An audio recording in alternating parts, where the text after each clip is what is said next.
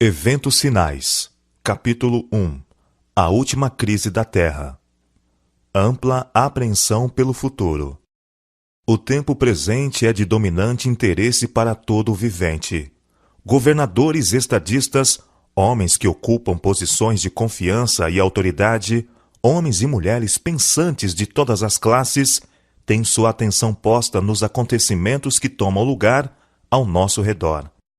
Estão observando as relações que existem entre as nações.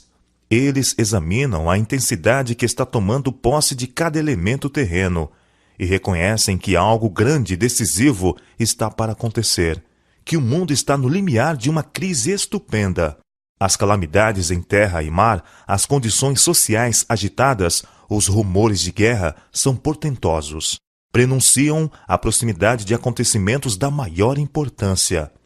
As forças do mal estão se arregimentando e consolidando-se. Elas se estão robustecendo para a última grande crise. Grandes mudanças estão prestes a operar-se no mundo e os acontecimentos finais serão rápidos. Tempos turbulentos que ocorrerão em breve. O tempo de angústia que há de aumentar até o fim está muito próximo. Não temos tempo a perder. O mundo está agitado com espírito de guerra. As profecias do capítulo 11 de Daniel quase atingiram seu cumprimento final. O tempo de angústia, angústia qual nunca houve, desde que houve nação, está precisamente sobre nós e somos semelhantes às virgens adormecidas. Devemos acordar e pedir que o Senhor Jesus ponha debaixo de nós os seus braços eternos e nos conduza durante o tempo de provação à nossa frente.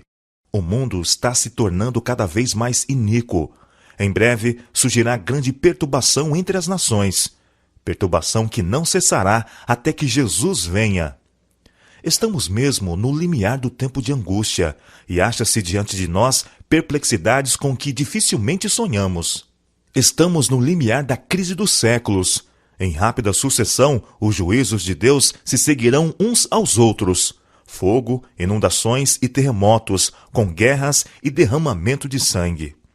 Há perante nós tempos tempestuosos, mas não pronunciemos uma só palavra de incredulidade ou desânimo. Deus tem sempre advertido de juízos vindouros. Deus tem sempre dado aos homens advertência dos juízos por vir.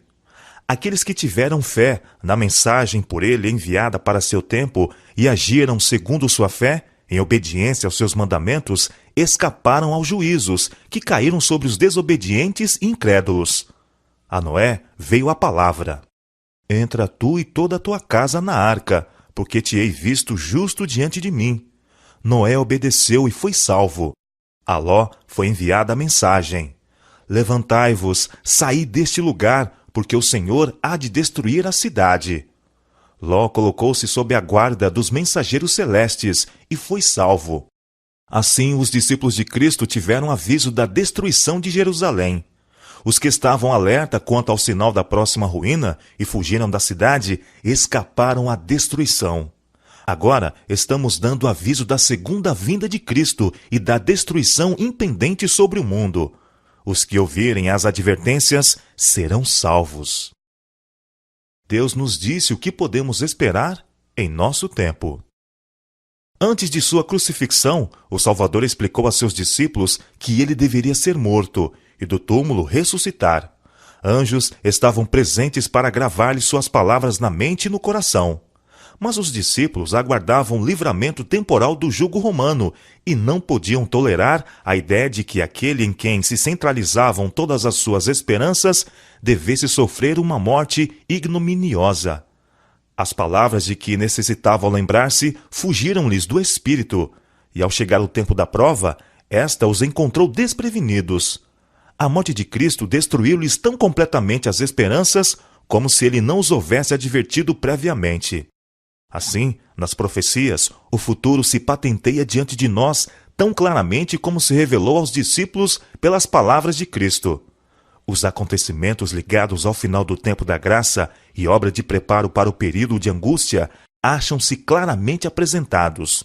Multidões, porém, não possuem maior compreensão destas importantes verdades do que teriam se nunca houvesse sido reveladas. As profecias referentes aos últimos dias requerem nossa atenção. Vi então o terceiro anjo. Disse meu anjo acompanhante: terrível é a sua obra, tremenda sua missão. Ele é o anjo que deve separar o trigo do joio e selar ou atar o trigo para o celeiro celestial. Essas coisas devem absorver toda a mente, a atenção toda. Havemos de comparecer diante de magistrados para responder por nossa lealdade para com a lei de Deus, para dar a conhecer as razões de nossa fé. E os jovens devem compreender estas coisas. Devem saber o que há de vir a acontecer antes do encerramento da história terrestre. Estas coisas dizem respeito a nosso bem-estar eterno e cumpre a professores e alunos dar-lhes mais atenção.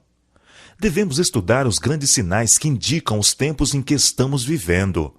Os que se colocam sob a direção de Deus, para ser por Ele guiados, compreenderão a constante corrente dos acontecimentos que Ele ordenou. Precisamos ver na história o cumprimento da profecia, estudar as atuações da providência nos grandes movimentos reformatórios e compreender a progressão dos acontecimentos na arregimentação das nações para o conflito final da grande controvérsia.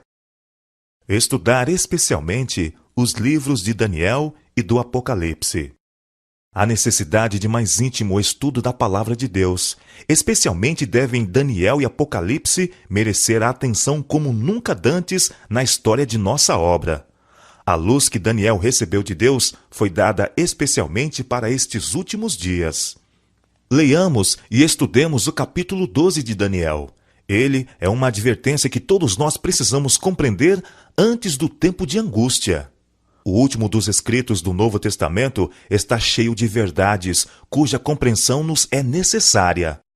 As predições do livro do Apocalipse, que ainda não se cumpriram, logo se cumprirão. Esta profecia deve agora ser estudada com diligência pelo povo de Deus e compreendida claramente.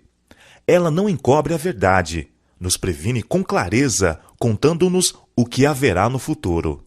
As solenes mensagens que foram dadas em sua ordem no Apocalipse devem ocupar o primeiro lugar no espírito do povo de Deus. O assunto deve ser mantido perante o povo. Muitos há que não compreendem as profecias referentes aos nossos dias e precisam ser esclarecidos. É dever tanto do vigia como do leigo dar à trombeta sonido certo. Ergam os vigias agora a voz e deem a mensagem que é verdade presente para este tempo. Mostremos ao povo onde nos encontramos na história profética. Deus estabeleceu, porém, um dia para o término da história deste mundo. Será pregado este evangelho do reino por todo o mundo, para testemunho a todas as nações. Então virá o fim. A profecia se cumpre rapidamente, mas muito mais deve ser dito acerca destes assuntos tremendamente importantes. Perto está o dia em que será decidido para sempre o destino de toda a alma. Deve-se fazer um grande esforço para manter este assunto perante o povo. O solene fato de que o dia do Senhor virá repentinamente e inesperadamente deve ser mantido não só perante as pessoas do mundo, mas também diante de nossas próprias igrejas. A terrível advertência da profecia é dirigida a toda a alma. Ninguém julgue estar isento do perigo de ser apanhado de surpresa. Não permitais que a interpretação profética de pessoa alguma arrebate a convicção do conhecimento de ocorrências que revelam que este grande acontecimento está bem próximo. Mantendo os eventos futuros na perspectiva correta. Não somos agora capazes de descrever acuradamente as cenas a serem representadas em nosso mundo no futuro.